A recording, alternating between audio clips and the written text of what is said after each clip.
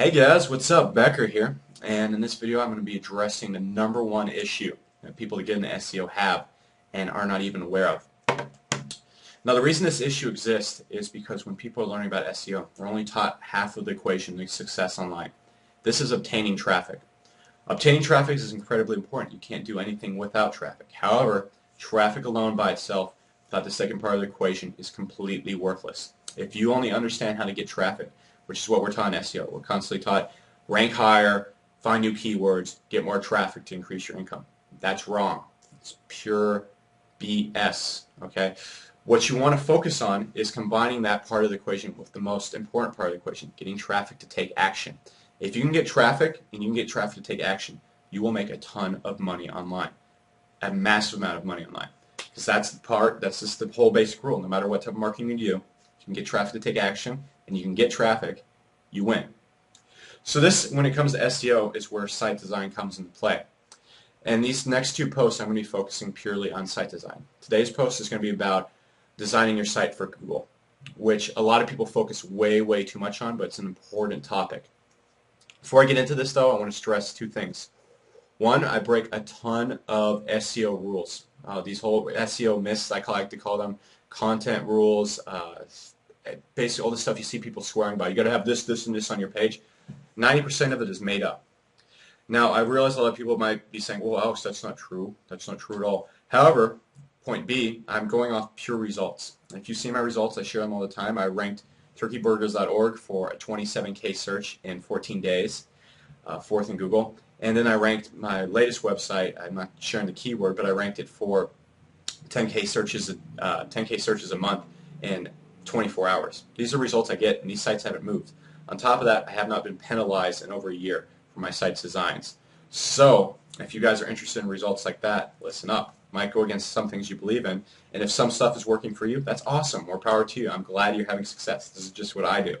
Not debating SEO theory or trying to insult anyone or how they do their whole business online. So, the way I design sites is to mimic authority sites, or actually I just make authority sites. Now this isn't complicated or hard, it's actually a lot easier than making article sites. I hate article sites because there's few reasons.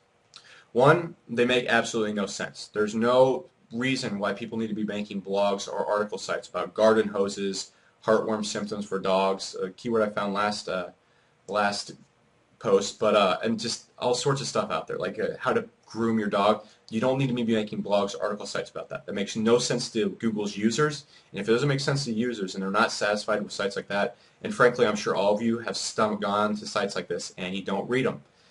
A dissatisfied user is what's going to knock a site off the top of Google, because Google looks at more than just pages design. These article sites, this whole myth you got to have these blogs and article sites to rank highly in Google is BS, and frankly it really pisses me off when I see people on forums telling newcomers that you have to write a 1,000-word article for every page on your site. If you've checked out Turkey Burgers, when I originally ranked the site, it had a picture of just a turkey and the word Turkey Burgers on one page, and it ranked for a 27K search. Alright? You don't need articles and all this stuff on your site. Now, the way I build sites also is like an authority site. I don't have articles. I have pages. I have pages about certain topics and pages that are not even articles. They're meant to do completely different things than an article. Some pages are meant to get opt-ins. Some pages are meant to do other things. And this is how most authority sites are built. A lot of people, if they got a keyword like heartworm symptoms for dogs.com or something like that. And by the way, if you're the person who's watching this who bought heartworm symptoms for dog and tried to sell it in the comment box, you suck. Don't come back to my blog ever again. But if you get a keyword like that, you don't want to make a site based around that keyword. You don't want to get heartworm symptoms for dogs.com. You want to get a website that would be like cybervet.com, like a home veterinary clinic, something people can go to constantly to find out if their dog's sick or not. And then you want to make one of the inner pages on that site about that keyword. Well, I do look at the exact match domains, and I do buy exact match domains sometimes. However, it's only if the exact match domain is catchy. If I can get something, if it's not catchy or it's some obscure keyword, no, you want to make an authority site about that and then have pages with all those keywords we selected before as the inner pages. This is how I design my sites, and that's how I'm going to show you how to do it today. I'm also going to be focusing on OnPage SEO, exactly what you need to have on your page to rank highly in Google. Now some of you will be shocked because you actually don't need that much on your page to appease Google. However, to keep your spot in Google, you're going to have to appease its users, which is a whole different story that we're going to get to in the next post. We're just focusing on designing a site SEO-wise today. So with all that being said, let's hop into the PowerPoint and browser presentation I have ready for you guys, and I hope you enjoy it. So guys, it's time for another wonderful PowerPoint of Overdone This. And this one I have named the Extra Brain Stimulating Site Design PowerPoint of Remarkable Knowledge, because I thought that was an appropriate name for what we're going to be talking about. And in this video I'm going to be covering exactly how I design my sites on page, how I link them all together, just some stuff that will help you explain that you can pair up with the text to really understand what I'm trying to communicate in this post. So first thing I want to talk about is creating authority style sites. And again, this is also I go into great detail in text in this post, so even if you don't quite grasp what's going on in this video, if you combine the video with the text, it's going to be crystal clear, I hope. So when I talk about authority sites, that might sound intimidating, because authority sites, you're probably thinking something like Yahoo Answers, some big massive site that's just beyond the reach of someone who just got into internet marketing. That's not exactly what I'm talking about. When I'm talking about an authority site, it's a site that covers it's related to a niche. Okay, it covers a broad amount of topics. That's how you're going to get a lot of traffic come to your site. You just want to limit yourself to one topic, like heartworm syndromes or symptoms. You want to have a site that is able to attract all audiences related to your niche. Usually in a niche, if there's a keyword open that's as open as heartworm symptoms was, usually you're going to be able to find a lot more niches. So there's no reason to limit yourself with a domain name that is strictly limited to that keyword. So what I like to do is I create an authority site. How I would go about tackling this keyword is I'd make a website covering a broad overview of dog health and stuff like that. I'd name it something like cybervet.com. I would try and make a website where people could constantly come to get information on their dog's health before they go to the vet. That would be something that people would constantly use and enjoy using. Then what I would do, remember when I told you to get a bunch of different keywords? I would make different topics based around the keywords I collected. For this one, my examples are heartworms, parvo, and dog nutrition. Now, these are all different topics that can get me a lot of searches that are all big problems. I'd also find very uncompetitive keywords in each of these smaller niches. Even if there are 500 searches per month keywords, I'd like to get traffic to every one of these topics. So I would build a home page first, and then I would have links to different topics on the site. I would have pages like, are you looking for heartworm nutrition? Are you looking for heartworm nutrition? Are you looking for heartworm facts, parvo facts, dog nutrition? And I'd have various videos on the home page, and I'd make it more of a portal. I wouldn't have a bunch of articles on the home page, because that's difficult for people to navigate around. No one wants to read an article right when they land on the home page. They actually want to go and dig around the site a little bit. So you make your home page a portal page. Then what I would do is I would make 3 supporting pages based around the biggest keyword I found in these niches. For heartworms, I'd find the search that has the highest amount of traffic and make the home page of that subject or the topic page on the site about that keyword. So let's just say my keyword was heartworm symptoms for dogs, and I'd make that page right here, the supporting page right here, I'd make that the keyword for the page. That's the keyword I would target for that page. Then I would make 3 pages related to that page, and I'll show you how I choose the keywords for these. I'd go and find a smaller keyword, make it for the symptoms page. I'd make a prevention page based around a keyword on prevention. And then what I would do is link both of these pages to a product page that sells products that prevent heartworm issues. Again, what I would do on this page, instead of targeting keywords like these, I would find product keywords in the niche and then base my page off those keywords. So you see how this is a much more well-rounded site. It actually makes sense in how it's designed. This is how most big legitimate sites are designed. It's not just articles after article after article. It's an information site, and it's kind of like a directory for information and all sorts of cool stuff about your dog. So this is how I would do it. So I'd be getting keywords from other people, looking for normal keywords, and I'd also be targeting product keywords as well in the niche.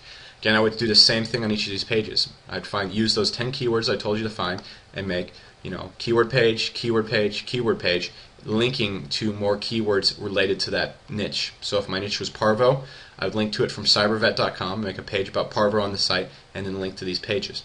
This is how authority sites are set up, and it makes a lot more sense, and it's a lot easier to get people to your pages and actually answer their questions directly. In the next post, I'm going to be going into how to actually design your pages so they convert, but what I want to focus on right now is just how I design the site. And this is a much easier way to design a site.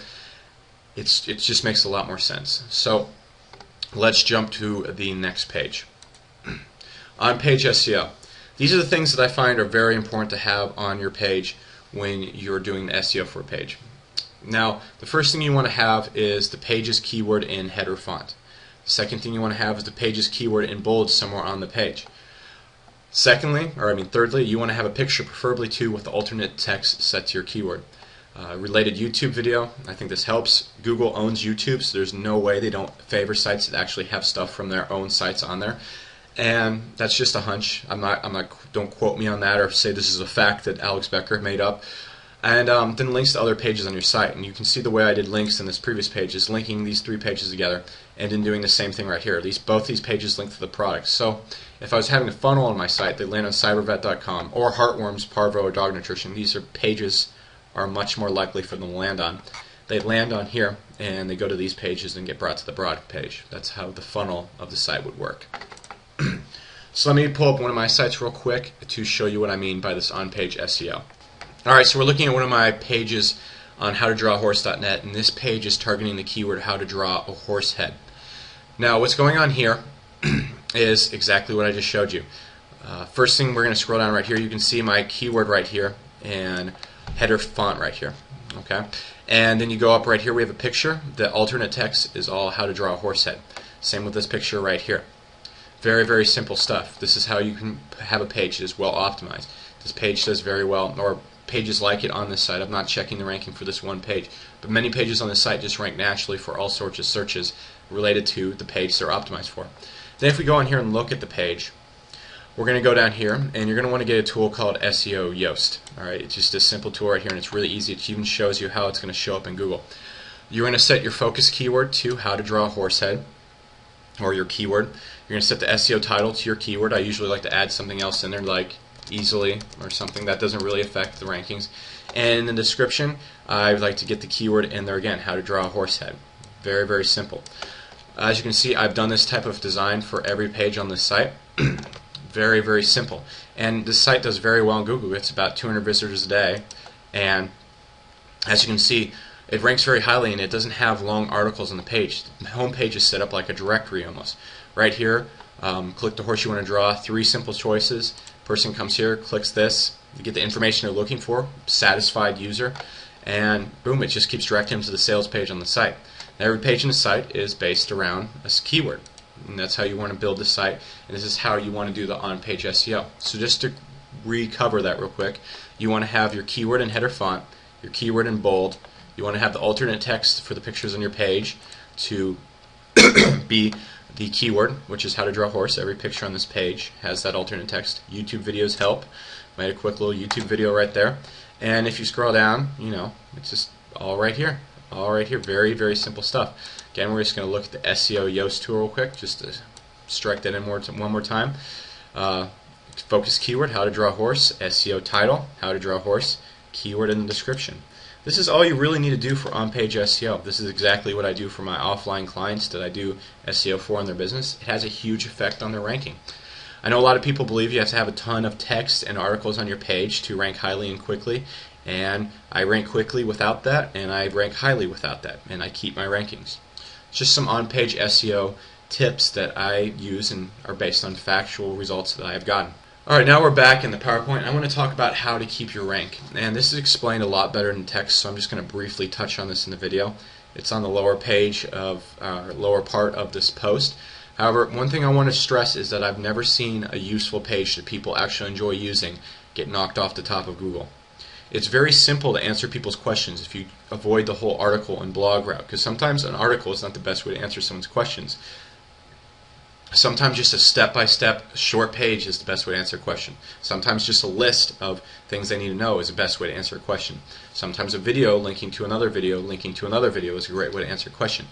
What you want to focus on to keep your rank is your bounce rate and how people are using your site. You want to actually try and get people returning to your site if you can.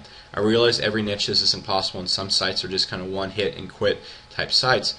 However, if your bounce rate is above 70%, your site probably has a lot of issues on it, and it's not really helping Google achieve their goal of being the #1 search engine in the world. So with that being said, to keep your rank, you want to have a site that makes people happy. So I encourage you guys to also go and read the rest of the text because it goes into a little bit more detail, and I just want to kind of touch on everything in this video so that you guys would be able to get the gist of what I'm going to be saying in the text. Hope you guys enjoyed the video, and I hope you guys enjoy the post. Next post coming up is on conversions, and that's something I'm really excited about, and it's one of my favorite things to coach on. So I will see you guys in the next post.